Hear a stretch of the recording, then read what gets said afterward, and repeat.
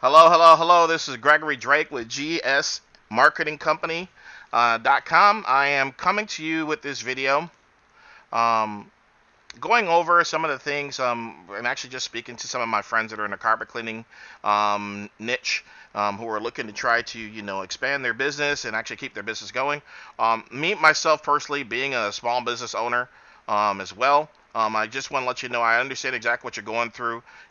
Being in that position when you're a small business owner, I mean, especially running a carpet cleaning business, um, there's so much information out there. It's really kind of hard to disseminate everything and kind of put all the pieces together of what you need to do, because you've got to know everything about carpet cleaning. You've got to know everything about your market. You got to know everything about everything, and also be the marketing department, the fulfillment department, customer service, and also the complaint department. So it's kind of hard to do and be everything and try to be the jack of all trades in your business. So it's good to be able to go certain places and be able to get information you need specific, especially when it comes to marketing, because I don't know about you, but I'd love to be able to look at marketing and be able to know why it works. So that way, if I see something in the market that's going on, and it's really really good, and it's causing one of my competitors to have a lot of business, I would love to be able to look at that, be able to disseminate what they're doing, and be able to go and apply it in my own business.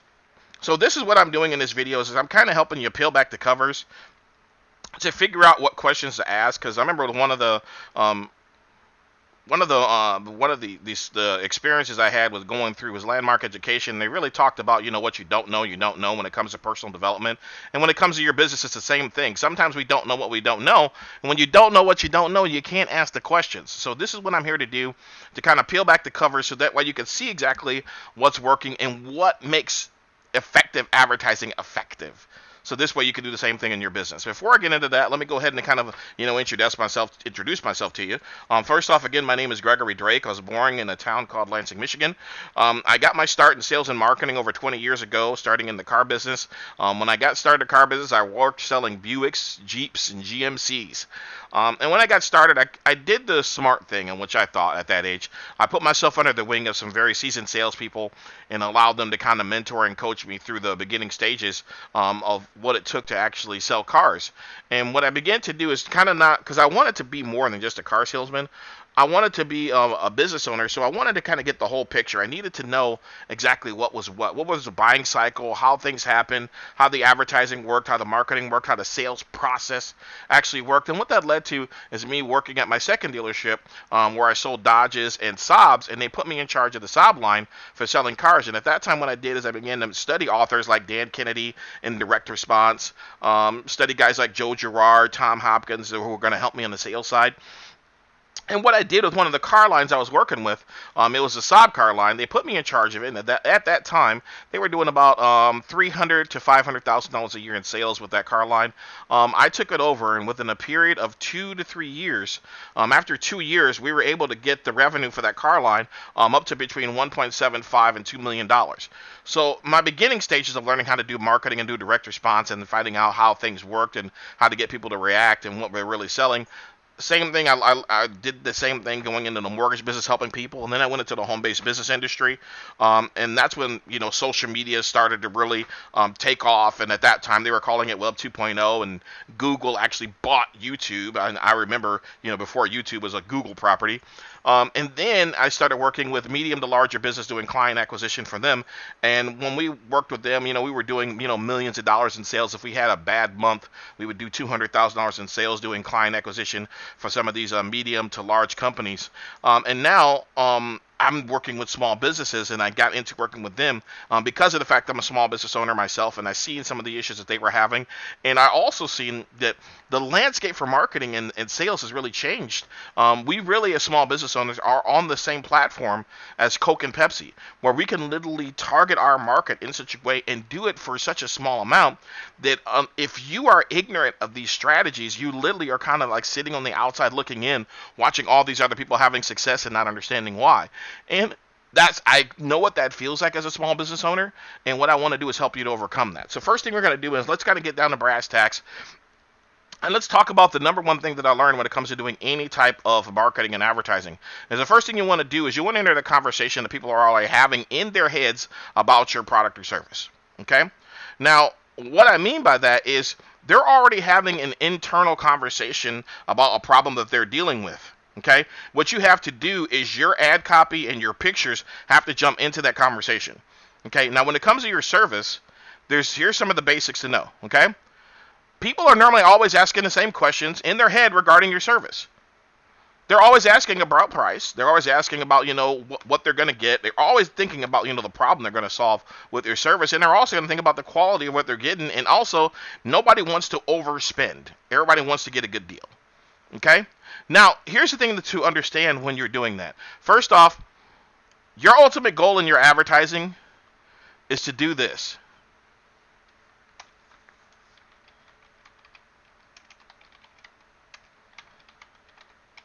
Get the phone to ring. That's the ultimate goal of your advertising. It's not to get business. It's not to do any of those things. Really want to do is get your phone to ring. You want people to call you in regards to your service. So what you need to do is to understand, okay, what is the actual sales process? What are people doing when it comes to that? They're going through these 4 steps, okay? Where you're going to go into it is at the desire step. Now, when you go into the desire step, here's the thing that you need to understand, okay? And let me break it down to you like you're a 7-year-old, okay? People are only going to be motivated by 2 things, pain and pleasure, okay? Now, when it comes to we're doing carpet cleaning. You're not going to get them into the whole pleasure thing. So you're not going to entice them to make them feel good, okay? What you're looking to do always is to relieve some pain, okay? And the other part of it that you have to know is that when people think about their pain, they're thinking about it in pictures. This is the reason why great photographers get paid so much money, because what they're able to do is they are able to capture the emotion that's going on with people in picture form. Okay? So if you understand those basic things, that should now begin to guide you when you're doing your marketing. Okay? Let me show you some of this stuff gone wrong before I show you how to make it right. Okay? First off, let's go on Facebook. So carpet cleaning, Facebook. So let's look at some Facebook ads that do it wrong. Okay? Now, if you look at this ad, you would think, okay, there's really nothing wrong with this. Okay, check appointment time, schedule an appointment for online. You would think that, okay, maybe that would be good. Or here's another one. You got the cute little baby sitting on there, get 20% off of our already great prices. Okay, first off, if you notice, the headline is not speaking to the conversation the person's already having in their head. That's number 1. Number 2, look at the emotion that the picture is generating. It's all warm and fuzzy, isn't it? Got a cute little baby sitting on the carpet. That's cute, isn't it? If you understand that people are contacting you not because they want warm and fuzzy feelings, but because of the fact that they're frustrated as hell because of an issue they're having with their carpet, nobody ever calls out a carpet cleaner to come to their house because they're feeling good. They're calling them out because they're embarrassed by the look or the smell of their freaking carpet. That's what you just got to realize. It's embarrassment that what they're doing. So if you speak to them being embarrassed or being frustrated, then guess what? You're probably going to have a lot better response. Let me make it really, really clear, so that way you can do that. And I'll use one of the things that I might use with a dentist that I worked with. Okay, which one is going to get you a better response? Warm and fuzzy, or you're scrolling through Facebook and you see a picture like that? When you're in pain, you want to see the thing that's really pissing you off. If you see that, then guess what? The person who is experiencing your ad, let me flip it around so to put you in their position. They're now going to identify and be like, okay, they're talking to me, and that's what you're doing. When you're advertising, you want them to look at your ad and feel like that he's not talking to everybody. He's talking specifically to me. Do you have tooth pain? Does your carpet look like this? Now let's look at this. Before and after pictures for carpet cleaning. Does your carpet look like this? Are you embarrassed by the look of your carpet? We can make your carpet look like this, and we can do this in 30 minutes. Call us now. It'll cost you $29. Okay? Will that make your phone ring? Of course. Why? Here's the thing. The conversation they're having is how much it's going to cost and what are they going to do for me. If they see you can do that to that, guess what? You're going to have for somebody who picks up the phone who's going to be interested in what you have to offer. Now, here's another one that carpet cleaners don't do. Let's do this one.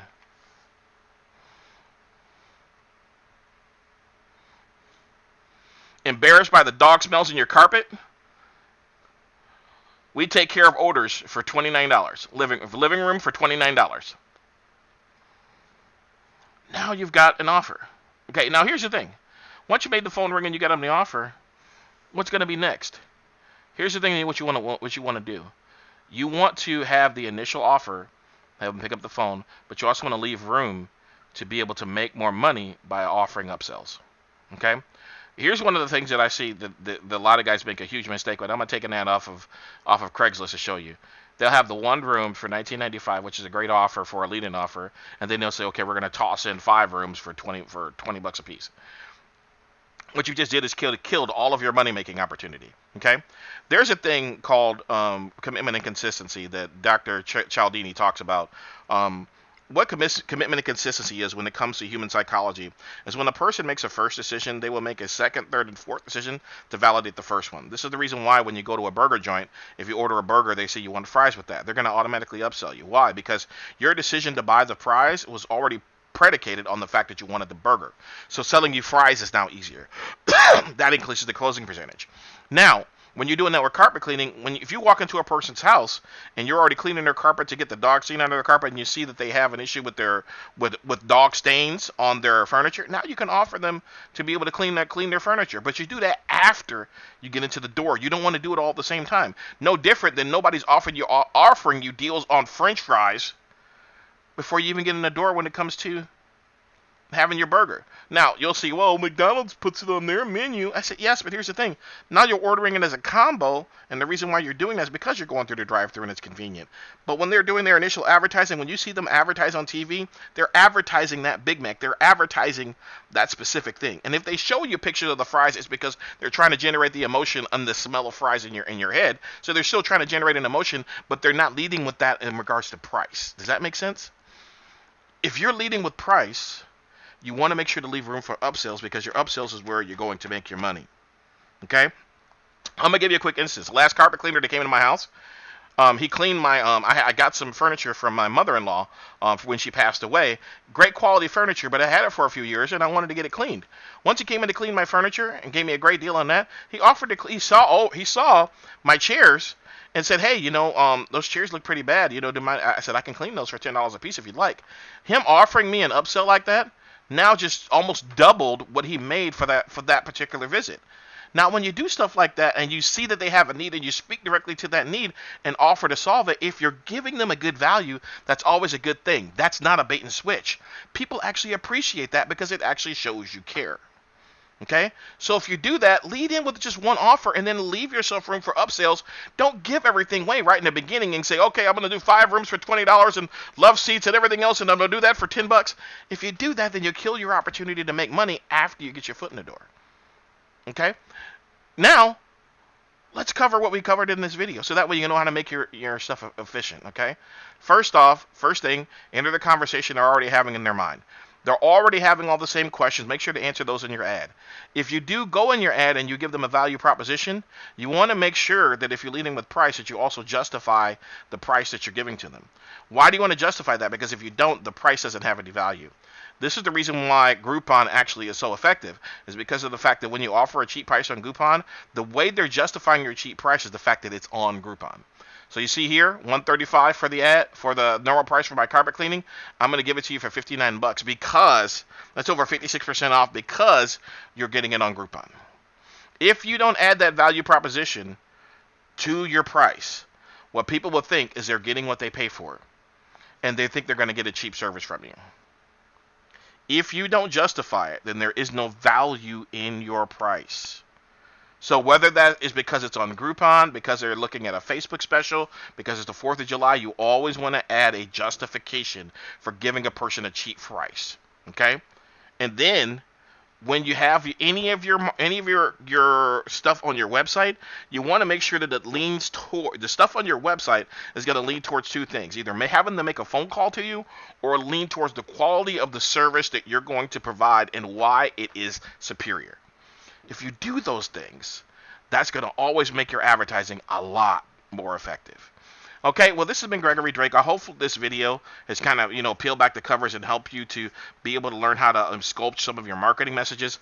If you ever do want to get some specific help with your marketing, give us a shout, 310-752-1726. Specifically, what we do is lead generation. So we do click to call on both Facebook, Instagram, and also with Google and Ming. So that way your phones begin to ring with what you're doing. And we also help you out with local SEO, helping you to get in the 3-pack in your area on Google. So when somebody types in carpet cleaning and your city name, that your name shows up in that 3-pack. It helps you to be able to get a lot of leads quicker. So we actually work with businesses to help them get that established and get that done. But our basic thing that we do, we help you to get clients. So if that's what you're looking to do, is to get more clients, give us a call. We'd love to help you. Hopefully this video has been great for you. This has been Gregory Drake. Don't forget to hit like at the end of this video, so that way you can like this video. It helps us out with the channel. Thank you for watching. Have a great day, and may God bless and keep you.